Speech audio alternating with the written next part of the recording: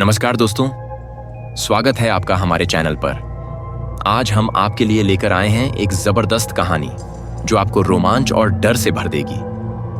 अगर आप भी भूतिया कहानियों के शौकीन हैं तो यह वीडियो आपके लिए बिल्कुल परफेक्ट है। तो चलिए बिना किसी देरी के शुरू करते हैं इस खौफनाक यात्रा को। अगर आपको वीडियो पसंद आए तो चैनल को सब्सक्राइब करना न भूलें। यह कहानी 4 दोस्तों की है जो एक रात एक रहस्यमयी और भूतिया हवेली में पार्टी करने का निर्णय लेते हैं। हवेली के बारे में शहर में कई अफवाहें थीं, लेकिन किसी ने भी वहां जाने की हिम्मत नहीं की थी। यह हवेली शहर के बाहर एक सुनसान इलाके में स्थित थी और वर्षों से बंद पड़ी थी। गांव में लोग कहते थे कि यह हवेली किसी पुराने परिवार की थी जो एक रात अचानक गायब हो गया था, और उसके बाद से उस हवेली में अजीब घटनाएं घटने लगी थीं। आदित्य, समीर, रोहन और विक्रांत 4 अच्छे दोस्त थे। वे हर सप्ताहांत मस्ती करते थे, लेकिन इस बार उन्होंने कुछ अलग करने का सोचा। आदित्य ने एक दिन कहा, क्या तुम लोग जानते हो उस पुरानी हवेली के बारे में? वो जो शहर के बाहर खड़ी है, जिसमें कोई नहीं जाता।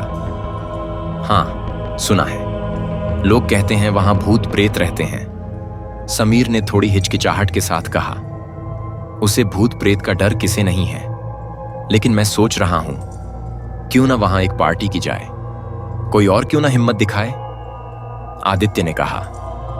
विक्रांत और रोहन तुरंत इसके पक्ष में थे। यह तो सच में मस्त होगा, कोई डर तर नहीं, बस मस्ती, विक्रांत ने कहा। और इस तरह से चारों दोस्तों ने तय किया कि वे उस वीरान हवेली में पार्टी करेंगे और इस रहस्यमयी जगह को अपना फेवरेट स्पॉट बना लेंगे। उन्होंने वहां जाने के लिए सारी चीजें पैक की, कुछ शराब, म्यूजिक सिस्टम और चिप्स वगैरह। वे चारों अपनी बाइक्स पर सवार होकर हवेली की ओर चल पड़े। रात का समय था और चांद भी हल्का था, जो हवेली की डरावनी स्थिति को और भी खतरनाक बना रहा था। हवेली के पास पहुंचते ही सभी के चेहरे पर डर के संकेत थे, लेकिन आदित्य ने कहा, किसे डर है? हम तो सिर्फ मस्ती करने आए हैं। हवेली विशाल और पुरानी थी। इसके आसपास की घास उगी हुई थी और खिड़कियां बंद पड़ी थीं। हवेली का दरवाजा खोला तो अंदर एक अजीब सी सड़ी हुई गंध आई। यह जगह वाकई डरावनी है, रोहन ने कहा। डर मत, हम सिर्फ एक रात यहां हैं, आदित्य ने साहसिकता से कहा। चारों दोस्तों ने हवेली के एक बड़े कमरे में अपनी पार्टी की चीजें लगाईं। म्यूजिक चला, शराब की बोतलें खोलीं और हंसी खुशी माहौल बन गया। लेकिन जैसे जैसे रात बढ़ी, हवेली में एक अजीब सी खामोशी छाने लगी। ठंडी हवा चलने लगी और चारों दोस्तों को ऐसा लगा जैसे वे अकेले नहीं हैं। क्या तुमने वह आवाज सुनी? समीर ने अचानक कहा। कौन सी आवाज? विक्रांत ने पूछा। मुझे लगा जैसे किसी ने मेरे नाम पुकारा, समीर ने कहा। तुम्हें सिर्फ भ्रम हो रहा है, कोई नहीं है, आदित्य ने कहा, लेकिन उसकी आवाज में भी थोड़ा डर था।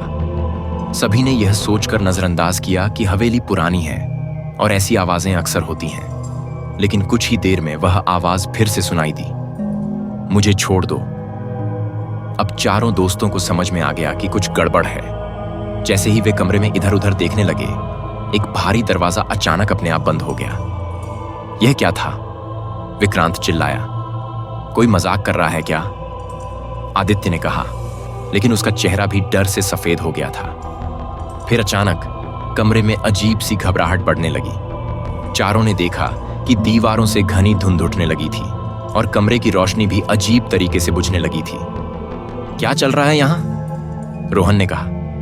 यह तो बहुत डरावना लग रहा है, हमें बाहर निकलना चाहिए, समीर ने कहा। और वे सब भागने के लिए दरवाजे की तरफ बढ़े, लेकिन दरवाजा अब नहीं खुल रहा था, जैसे किसी ने उसे भीतर से बंद कर दिया हो। उन्हें समझ में नहीं आ रहा था कि क्या करें। तभी कमरे के एक कोने में एक धुंधली सी आकृति दिखाई दी। वह आकृति बहुत धीमे धीमे उनके पास बढ़ रही थी। चारों ने डर के मारे हड़बड़ी में आंखें झपकते हुए देखा, लेकिन वह आकृति और पास आ गई। यह क्या है? विक्रांत कांपते हुए बोला। आकृति धीरे धीरे बोल पड़ी, तुम नहीं जा सकते। तभी कमरे में घना अंधेरा छा गया। चारों ने तुरंत कमरे से बाहर भागने की कोशिश की, लेकिन हवेली की गलियां और कमरे जैसे किसी जाल की तरह उन पर चढ़ाई करने लगे। उनके कदम भारी हो गए थे और उनकी सांसें तेज हो गई थीं। आखिरकार आदित्य ने एक खिड़की का शीशा तोड़ा और सभी ने भागने का फैसला किया। वे खिड़की से बाहर कूदे और फिर दौड़ते हुए हवेली से दूर भागने लगे। वे जब तक दौड़ते रहे, उनके सिर में एक अजीब सी चीख गूंजती रही, तुम यहां से कभी नहीं जा सकते। जब वे अपनी बाइकों तक पहुंचे तो अचानक सब कुछ शांत हो गया। जैसे ही वे हवेली के पास से बाहर निकलने लगे, वे फिर से पीछे मुड़कर देखने की हिम्मत नहीं कर पाए। अगले दिन चारों दोस्त अपने अपने घरों में सुरक्षित लौटे, लेकिन उस रात के बाद से उनके जीवन में अजीब घटनाएं होने लगीं। समीर को रात के समय कभी कभी उस हवेली के दरवाजे की आवाज सुनाई देने लगी, जबकि विक्रांत के कमरे में अजनबी चीजें जगह बदलने लगीं। आदित्य ने देखा कि उस रात के बाद से वह लगातार अजीब ख्वाब देखता था और रोहन को लगता था कि कोई उसके पीछे आ रहा है। सबको एहसास हुआ कि उस हवेली ने उन्हें पूरी तरह से अपना शिकार बना लिया था। हवेली अब सिर्फ एक डरावनी याद नहीं थी, बल्कि उनका पीछा करने वाली एक सच्चाई बन चुकी थी। और इस तरह उन दोस्तों ने कभी भी उस हवेली का नाम नहीं लिया और न ही उस रात के बारे में फिर कभी बात की। लेकिन उनकी जिंदगी में कुछ अजीब बदलाव हो गए थे और वे जानते थे कि वह हवेली कभी भी उनके पीछे आ सकती थी। तो दोस्तों, यह थी हमारी आज की कहानी। हमें उम्मीद है कि आपको यह वीडियो पसंद आया होगा। अगर आपको हमारी मेहनत अच्छी लगी हो तो इसे लाइक करें, अपने दोस्तों के साथ शेयर करें और हमारे चैनल को सब्सक्राइब करना न भूलें। अपनी राय और सुझाव नीचे कमेंट्स में जरूर दें। फिर मिलेंगे एक नई रोमांचक कहानी के साथ। तब तक के लिए धन्यवाद और सुरक्षित रहें।